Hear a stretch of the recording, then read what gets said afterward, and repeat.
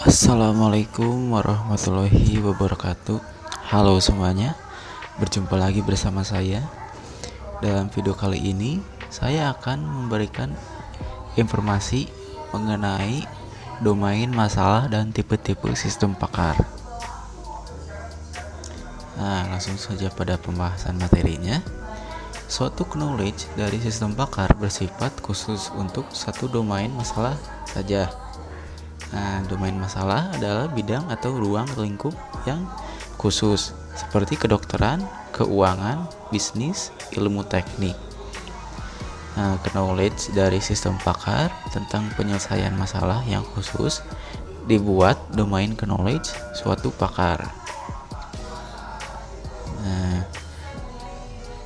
di sini ada domain permasalahan dari sistem pakar. Yang pertama ada interpretasi, menghasilkan suatu kesimpulan dari kumpulan data kasar. Contohnya seperti pengenalan objek seperti hewan, tanaman, bebatuan, pengamatan, dan pengenalan suara.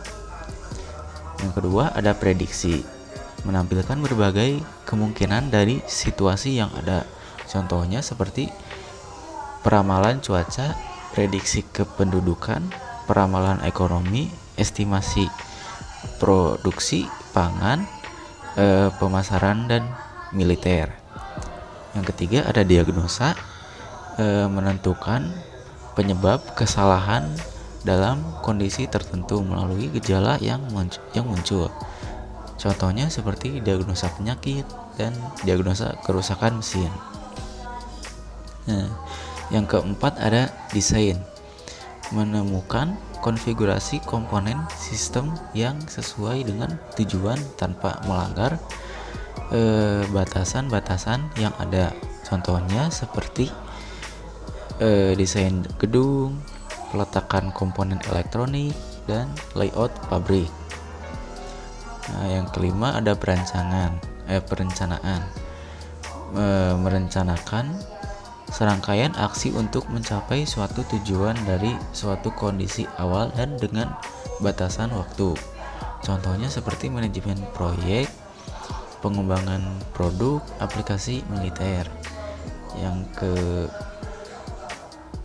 ke-6 ada monitoring atau pengawasan, yaitu membandingkan keadaan sistem yang diawasi dengan keadaan yang diharapkan. Contohnya seperti pengawasan lalu lintas udara dan manajemen keuangan.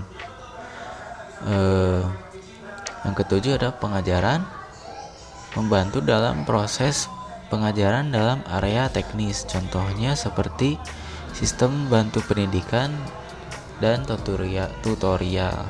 Yang terakhir yang kedelapan ada kontrol, yaitu mengatur perilaku sistem yang kompleks. Contohnya seperti sistem perhubungan. Nah, selanjutnya di sini ada tipe-tipe dari sistem pakar. Yang pertama ada sistem pakar berbasis aturan. Nah, merupakan mayoritas matang dan dilengkapi berbagai tools pendukung. Sistem berbasis aturan merupakan suatu sistem pakar yang menggunakan aturan-aturan untuk menyajikan pengetahuannya. Dengan kata lain, bahwa sistem berbasis aturan adalah suatu perangkat lunak yang menyajikan keahlian pakar dalam bentuk aturan-aturan pada suatu domain tertentu untuk menyelesaikan suatu permasalahan. Komponen utama dari sistem berbasis aturan ini yaitu program komputer memproses informasi tentang masalah khusus yang ada dalam working memory dan himpunan aturan dalam working base dengan menggunakan mesin inferensi. Nah, yang kedua ada sistem pakar berbasis frame. Pengetahuan direpresentasikan sebagai frame. Merupakan pendekatan berbasis objek.